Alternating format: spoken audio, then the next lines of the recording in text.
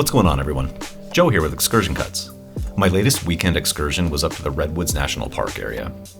Now, when someone hears the word California, right after their mind creates a hilariously inaccurate version of Southern California.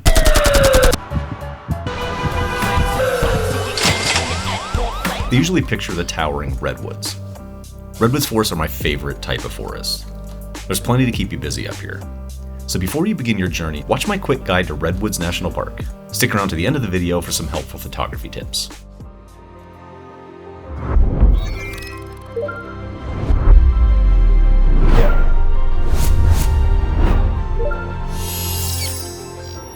Okay, before I dive into the Redwoods National Park, I really need to say this. If you are planning on traveling from far away, either from within the US or from another country, you should know this.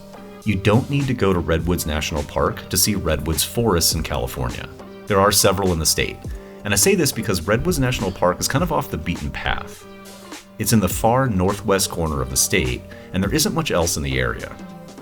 So if you are coming from far away, and you really want to see a redwoods forest, it may actually make more sense to go one that's close enough to other attractions, that way you can hit up multiple places in the span of a week. For example, I spent the holiday break of 2019 camping in a redwoods forest in Santa Cruz. No joke, this campground was about a 10-minute drive from the Santa Cruz boardwalk. So we had the experience of seeing the redwoods, the beach, Monterey, and Big Sur all in a single vacation. Alright, where to stay? You've got a couple of options depending on how you're traveling. If you're an RVer and or camper, there are several camping grounds in the area that'll give you quick access to the park. For you RVers out there, I use an app called RV Parky and another one called Park Advisor to help me select campgrounds. You can read reviews, see what amenities they offer, and in some cases, link to the park's website so that you can make a reservation. If you want to stay in a hotel, I'd recommend the cities of Alcata to the south or Crescent City to the north. Of course, there are plenty of small towns in the area, but if you're looking for a place that's got plenty of grocery stores and restaurants, you'll be comfortable in Alcata or Crescent City. Top attractions. So when people discuss the Redwoods National Park, they're actually talking about several parks in the area. So some of these attractions aren't necessarily in Redwoods National Park, as there is Prairie Creek Redwoods State Park, Six Rivers National Park, Klamath National Park, and so on. But I'll combine my first two recommendations. Wherever you're staying, Google to find your closest visitor center. The reason I say that is my first recommendation is Fern Canyon. Now, we were smart enough to stop at the visitor center on the way up, but the gentleman behind the counter was telling me that due to the time of year we were there, which was February, there is a creek that you actually have to drive over, and a low clearance vehicle like my Corolla just wasn't going to cut it. He said you could definitely wade through the creek if you wanted to, but you'd be knee-deep in water in doing that, and then once you got to Fern Canyon, the situation would be exactly the same. But Fern Canyon is a gorgeous walk through a canyon with 50-foot walls of ferns on either side. Next up, Larry Bird Johnson Grove Trail. Okay, this is short and relatively easy. It's up there in elevation, so you'll likely see some fog, which can make for some awesome photos. Tall Trees Grove. Another reason to start your excursion at a visitor center. There are beautiful hikes and walks in this area, but some of them do require a parking permit that you can pick up at the visitor center. They're free, but you are going to need one.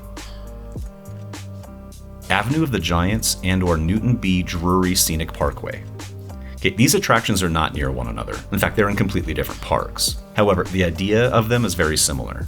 They're both basically roads that parallel the highway and allow for a really scenic drive with tall redwoods on either side of you. They also have no shortage of very noticeable trailheads that you can pull over at, get out, and walk around. Keep your eye out for elk on the Newton B. Drury Parkway. A group of elk caught our eye as we were leaving the parkway headed back to Alcata. Trees of Mystery. Right off the 101, you'll see an almost 50-foot statue of Paul Bunyan and his blue bull, Babe. There's a store here with food and drink. You can also take a gondola up to the top of the mountain for some spectacular views of the ocean with redwoods in the foreground. Battery Point Lighthouse. This one's in Crescent City. This old lighthouse is accessible during periods of low tide because you have to walk across a land bridge. So certain times of the year it's flooded and you can't get over to the island that the lighthouse is on. Tours of the lighthouse are available for a donation. We opted not to take the tour because we were intrigued by the almost mile-long jetty nearby. There appeared to be some really strange structures at the end of it, And from the lighthouse, we couldn't even tell if they were human-made or if they were natural occurrences, so we decided to walk to the end and check them out. The closer we got, the more baffled we were by these things. They ended up being clearly human-made, but it wasn't until a local approached us that I learned their purpose. They're giant weights to protect the jetty in the event of a tsunami. Each one of these things weighs 47 tons, and there are several hundred of them surrounding the jetty. The man we were speaking to said they used to use ones that were 22 tons, but that a tsunami in recent years relocated one of them to the east side of the 101. So if you appreciate human ingenuity, parkour, or tagging, you may want to check this one out. Alright, here's a couple of quick photography tips the next time you're on an excursion to a redwoods forest. They tend to be rainy, so if your camera isn't weather sealed, bring precautions. There's also no shortage of waterfalls, so you're going to want to keep plenty of microfiber cloths handy to clean the water droplets off of your lens when shooting them. Alright, this one's a biggie. Bring a circular polarizer for your lens. We all know what these things can do as far as cutting down reflections and allowing you to see through water and windows, but what they do to the color green is nothing short of amazing. So all the ferns, all the pine needles, all the other foliage will get this rich, deep green look when you spin that polarizer. And this is something you can't really recreate in post. Yes, I get it, you can swing the yellow hue towards green, drop the luminance and boost the saturation, but it's just not the same. Thanks for tuning into this one, guys. I hope this gives you a jumping off point for visiting the Redwoods National Park area. If you're new to this channel, I focus on photography and cinematography as they pertain to travel, so if that's you, please consider subscribing.